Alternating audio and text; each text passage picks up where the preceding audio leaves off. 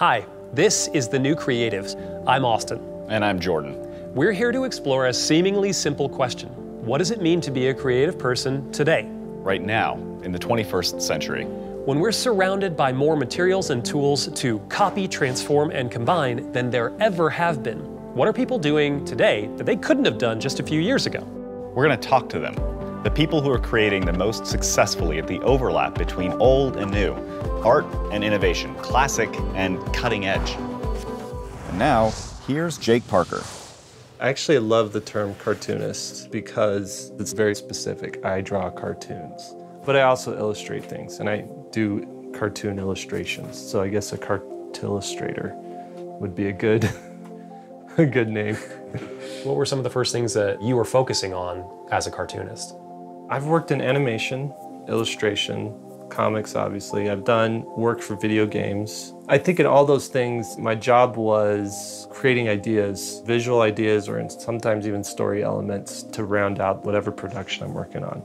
I really wanted to be on the side that was creating the ideas and the look and the design of things. And so I started focusing more on doing that kind of stuff. That led from animation to designing things for video games and for commercials and for online apps and things like that. But it also helped me in my own comics work because, again, why I love it so much is because it encompasses all these different disciplines. You have to be a storyteller.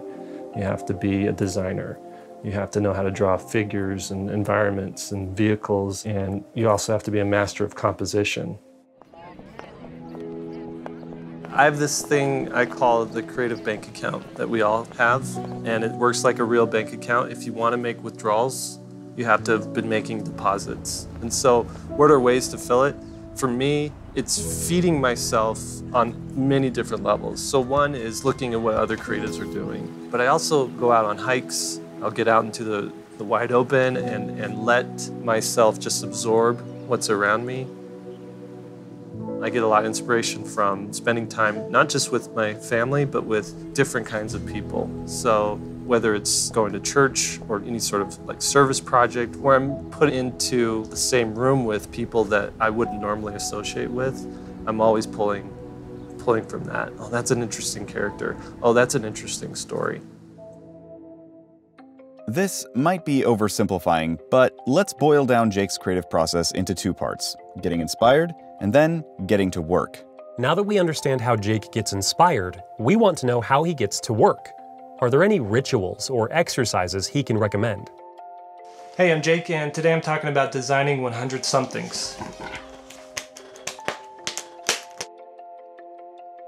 This started several years ago, and I wanted to, I actually drew this character in ink, and I wanted to get better at like my ink line, make sure it's like nice and solid, and I needed practice.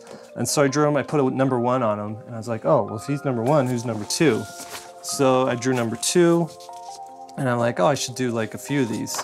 I did number 3, and after I did 4 or 5 of them, I thought, you know what? This is actually kind of fun. I should do 100. So I gave myself the challenge to draw 100 of these little like alien robot things. By about 12, I was like running out of ideas, and I needed to really push myself to like explore what I'm trying to do with this. I gave myself a set of rules, like it has to have this particular face, it has to have a number, it has to be like this kind of gummy, chunky style. But to see where I could go with that. And things got really creative and really neat and interesting. But then it was like, after about 20 of them, I was like, okay, I'm out of ideas again. I can't think of anything else. So I just kept going with it, and it forced me to really think outside of my go-to place for ideas. And I keep going with it. And it was amazing how when you think you're out of ideas, like there's still creative approaches to do something. It's almost like you don't get creative until you've gone through every possible way to do something. And by the time I got to 100, I was like, oh, you know, I got a lot of ideas now. Like I really know where I want to go with this. So I just blew through 100 and said, I'm going to do 200. And so that was a good way to practice being able to finish a thing and not worry about its perfection. My big thing is finished is way better than perfect. I'm so much happier to have something done and out there than having something that I can't share because it's not ready to go out. People overestimate how much they can get done in a day, but they way underestimate how much they can get done in a year. And so it's that doing a little bit of something every day for a long time, you can actually accomplish these huge things. How much time is it going to take you to complete the writing and the art on Skyheart? I'm giving myself about 6 months to do all that, about half a year. I'm also drawing 2 children's books in that time, so it'll be, it'll be a lot of work. Everything I do, I make sure I'm good with my family, my wife, my partner, and I make sure I'm good with God. When all those things are lined up, it works. And when I'm not aligned with my wife or I'm not aligned with God, everything just falls apart. So that's where I'm at. Now that we've met Jake and heard his story, it's time to come up with a collaboration, some kind of creative project we can help him with. And we are pretty stoked about working with him, because seriously, this guy is like a Jedi of creativity. Right, so we asked him to pitch an idea. Here's my idea.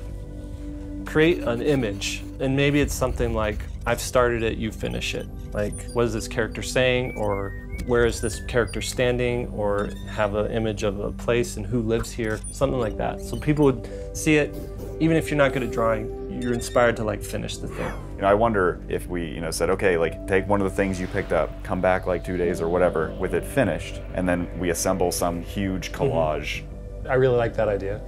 Next Tuesday night, I'm doing that speaking engagement for Creative Collaborative. I could hand out the thing and say, while I'm talking, everybody work on this. And then when it's done, we'll paste it on the wall and see.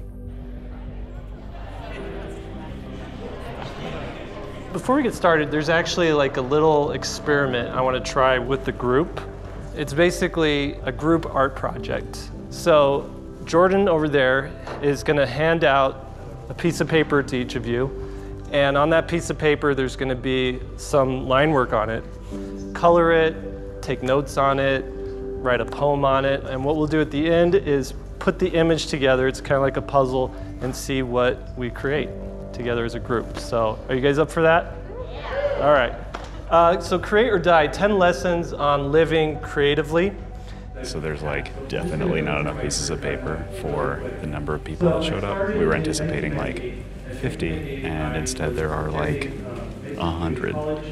Let's get your artwork and post it on the wall and see. I want to see this picture. It's just interesting to see what comes out of it, especially because nobody knew what it was going to be before it happened. It's funny to see it, how certain things will balance, even though it was never planned that way. I think it's great. I used to teach art in elementary school, and I'm like, that's the best idea I've seen in a long time. Oh yeah? This is awesome to get everyone to participate, whether you're an artist or not. Yeah. You can do it. Yes.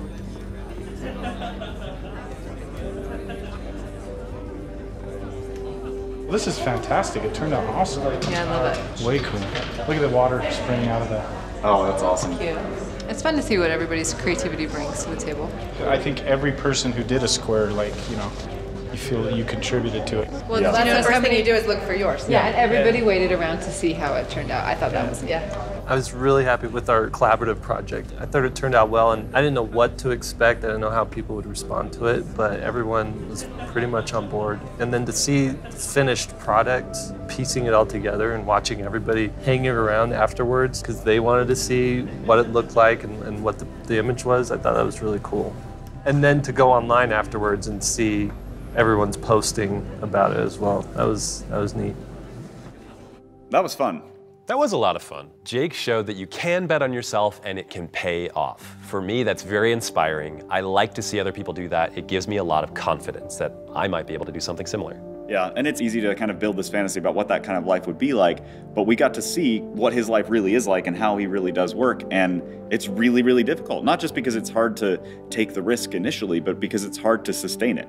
And as we've seen, he just delivers and delivers, and as a result of finishing so many things, he's just mastered the crafts that he works at. I think there's an extremely valuable lesson there about creativity, that it's not something that exhausts itself the more you use it. In fact, you get more of it as you continue to exercise it. So therein lies our challenge for you, the viewer. We want you to find the thing that you do. Find that creative spark. What is it you care about? What is your way to express that? and then do 100 of those. Could be something totally new too. If you want to try it, if it's interesting to you, if you are inspired by something, do it 100 times and see what happens. And we want to see it. Post it online to your favorite social media platform and use hashtag TNCMy100. If we like what you've done, we may share it on social media. If we love what you've done, we might share it on the show. Don't just watch stuff, make stuff.